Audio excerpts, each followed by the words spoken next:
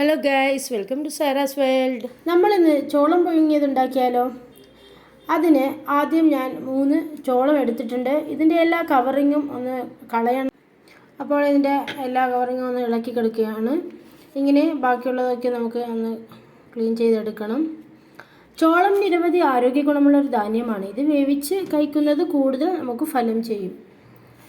മാത്രമല്ല, ഭക്ഷ്യ നാരുകൾ ധാരാളമായി അടങ്ങിയ ഈ ചോളം ദഹനത്തിന് സഹായിക്കുകയും മലബന്ധം തടയുകയും ഉദരാരോഗ്യം മെച്ചപ്പെടുത്തുകയും ചെയ്യുന്നു.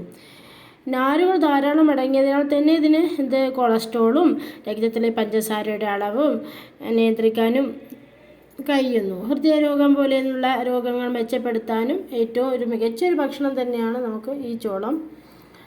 ഇതിപ്പോൾ ഞങ്ങളുടെ നാടുകളിൽ അധികമായിട്ട് ഈ ചോളമൊന്നും കൊണ്ടുവരാറില്ല. കൂടുതലും കടകൾ ഞാൻ ഇങ്ങനെ പലപ്പോഴും കാണാറുള്ളത് വെജിറ്റബിളും അതൊക്കെ ഫ്രൂട്ട്സൊക്കെ കൊണ്ടുവരുന്നെങ്കിലും ചോളം കൊണ്ടുവരാറില്ല. ഇവിടെ വരുമ്പോഴാണ് കൂടുതലും വാങ്ങിച്ച് കഴിക്കാറുള്ളത്. അങ്ങനെ കണ്ടപ്പോഴൊന്ന് വാങ്ങിച്ചതാണ്. ഇനി നമുക്കിതൊന്ന് വൃത്തിയാക്കി കഴിഞ്ഞു. ഇനി നമുക്കൊരു കുക്കറിലിട്ടൊന്ന് പുഴുങ്ങിയെടുക്കണം. ഇത് കവർ ചെയ്യുന്ന രീതിക്ക് വെള്ളം വെക്കേണ്ട ആവശ്യമില്ല. പകുതി വെള്ളം മതിയാവും. ജസ്റ്റ് ഒന്ന് മുങ്ങി നിന്നാൽ മതി. ഇനി ഇതിലേക്ക് ഞാൻ കുറച്ച് ഉപ്പ് ആഡ് ചെയ്ത് കൊടുക്കുന്നുണ്ട്. ഉപ്പ് മതിയാണ്, എന്നാലും ഞാൻ അതിലേക്ക് കുറച്ച് ഷുഗറും കൂടി ആഡ് ചെയ്ത് കൊടുക്കുന്നുണ്ട്. ഒരു 1/4 ടീസ്പൂണും ഷുഗറും ആഡ് ചെയ്ത് കൊടുത്തിട്ടുണ്ട്. ഇനി ഇത് നന്നായിട്ടൊന്ന് ഇതിൻ്റെ അടപ്പ് വെച്ചിട്ട് നന്നായിട്ടൊന്ന് വേവിച്ചെടുക്കണം.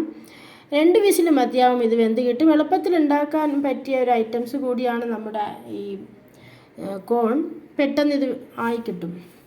ഇപ്പോൾ ഇത് വെന്ത് കിട്ടിയിട്ടുണ്ട്. 2 വിസിൽ മാത്രമേ അടിച്ചിട്ടുള്ളൂ. ഇനി ഇത് നമുക്കൊരു പാത്രത്തിലേക്ക് മാറ്റണം. ഇപ്പോൾ ഞാനത് മാറ്റി കൊടുത്തിട്ടുണ്ട്. ഇത് ചൂടോടുകൂടി തന്നെ സെർവ് ചെയ്യാൻ ശ്രമിക്കുക. കാരണം ചൂടോടുകൂടി കഴിക്കുമ്പോൾ കിട്ടുന്ന ഒരു ഫീലിങ്സ് ഉണ്ടല്ലോ, അത് ചൂട് കുറഞ്ഞാലൊന്നും കിട്ടത്തില്ല. ചൂടോടുകൂടി തന്നെ കഴിക്കണം.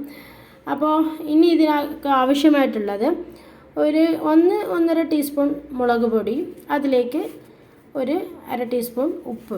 ഇത്ര മാത്രം മതിയാവും ഇത് ഉണ്ടാക്കാനായിട്ട്.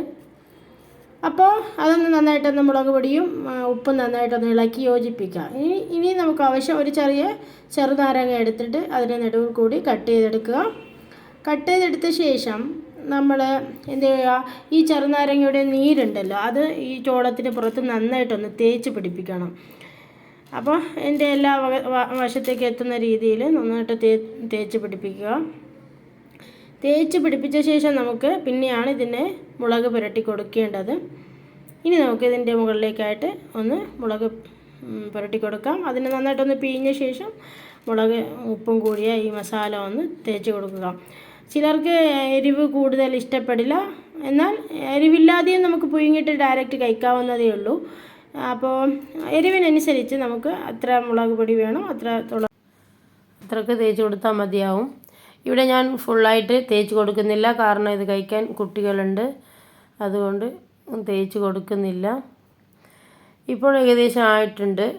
താല്പര്യത്തിനനുസരിച്ച് കൂട്ടിയും കുറച്ചും കൊടുത്താൽ മതിയാകും മുളക് പൊടി. ഇപ്പോൾ ഏകദേശം റെഡിയായി. ഇങ്ങനെ നമുക്ക് ചൂടോടുകൂടി ഇത് കഴിക്കാവുന്നതാണ്. ഇഷ്ടപ്പെട്ടാൽ ലൈക്ക് ചെയ്യുക, ഷെയർ ചെയ്യുക, സബ്സ്ക്രൈബ് ചെയ്യുക. Thank you for watching.